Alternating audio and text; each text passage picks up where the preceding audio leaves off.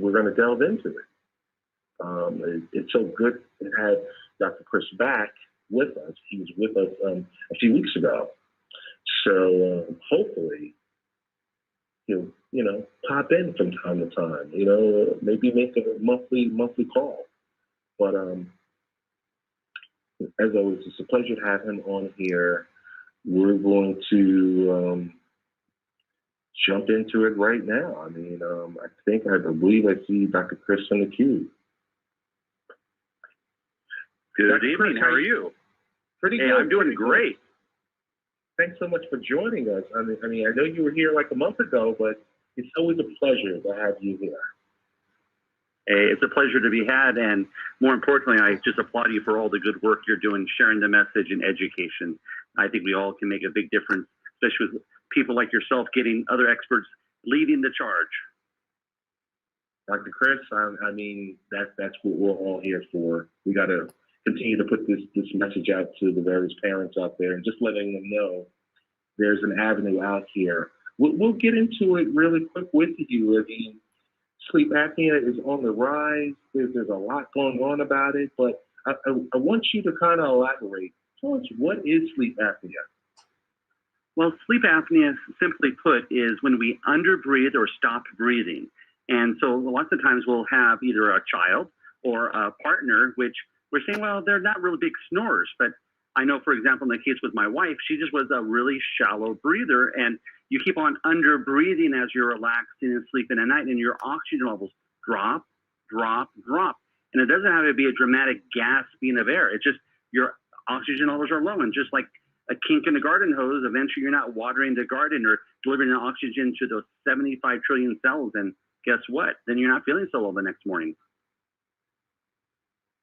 So Dr. Chris, tell me, why is sleep apnea on the rise?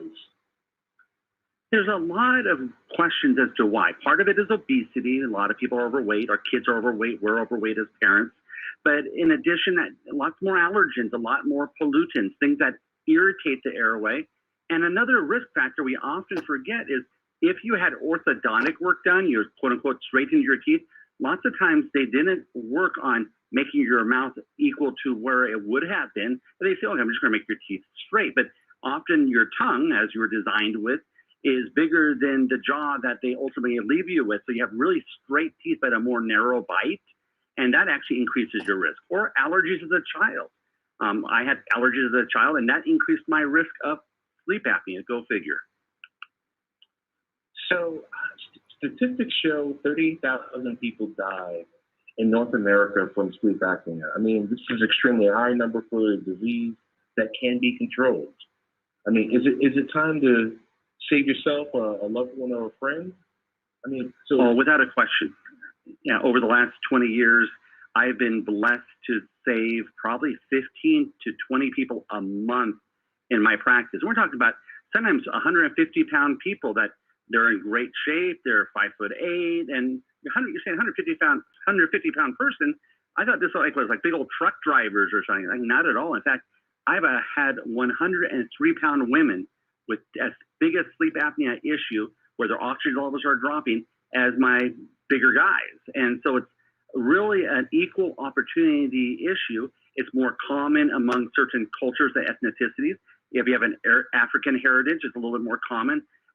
Asian or Hispanic, a little bit more. If you're menopausal or andropausal, so you've hit that magical right around 50 as a guy or a gal, that's going to be a problem. And then, of course, if you're a smoker, that's a risk factor. It's like, wow, it's just like there's so many risk factors that we were never told about. And remember a generation ago, like so-and-so died in their sleep. Could have been sleep apnea, heart attack, stroke. And they just didn't know. Now we know. Yeah, guess what? They didn't get enough oxygen to their brain or to their heart, and they passed. And it's sad. So I guess it is a catch-22 with weight gain, menopause, and andropause? Yeah, there's no question. In fact, I'm going to be giving 5 hours of lectures down in Los Angeles area next week, and we're going to talk about the hormone relationship with weight gain, that when a man hits andropause, which is male menopause, or a woman hits menopause, she starts gaining weight, in part because she's not sleeping as well, in part because of her hormones. And as we gain weight, there's a general rule that if a woman has a collar circumference around the neck of 15 inches, she has a 50% chance of having sleep apnea, everything else being equal. A man, 16 and a half inches.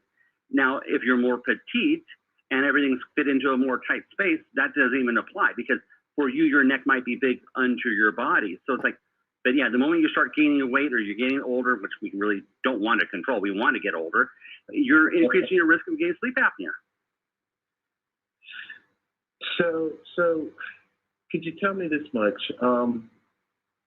Do many people live in denial with the fact that what they may be dealing with sleep apnea issues?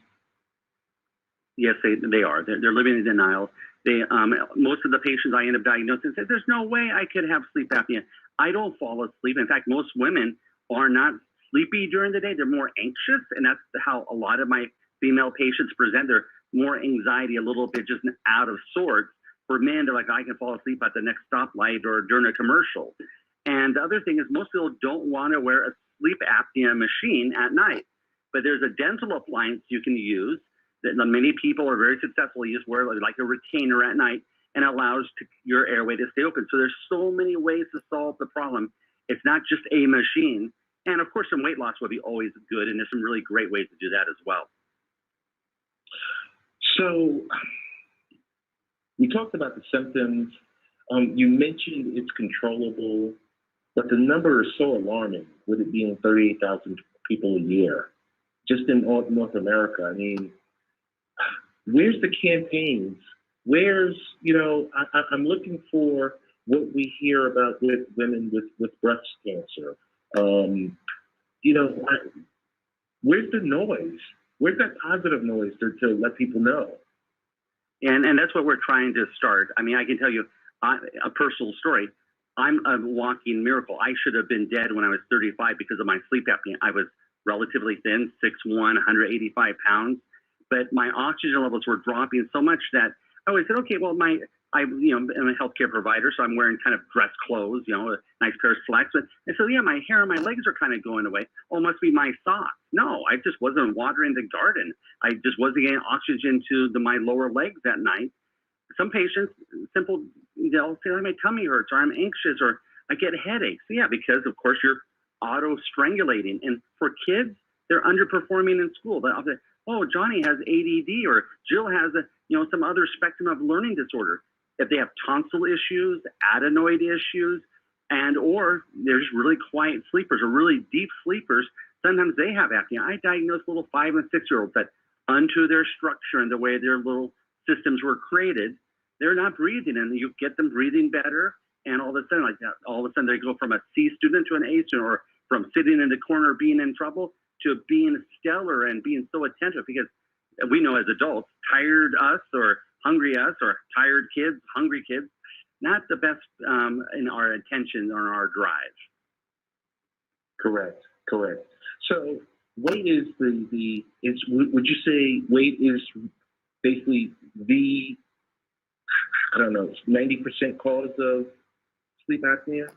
Yeah, I would say probably about 30 to 50% of it is weight. Once again, I have some really, really thin people. In fact, I had a pastor come to my practice. He was 5'7", and he would always fall asleep during my talks with him and his wife about health and wellness. And she said, "Oh, don't take it personally. He falls asleep when we have guest pastors too."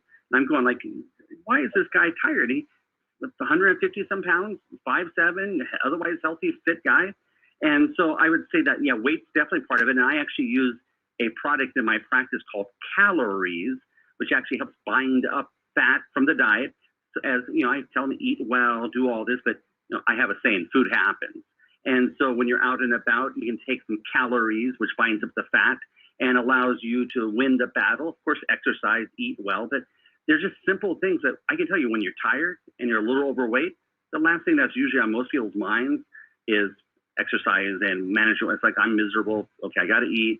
Okay, sleep, show up the next day to work. Right.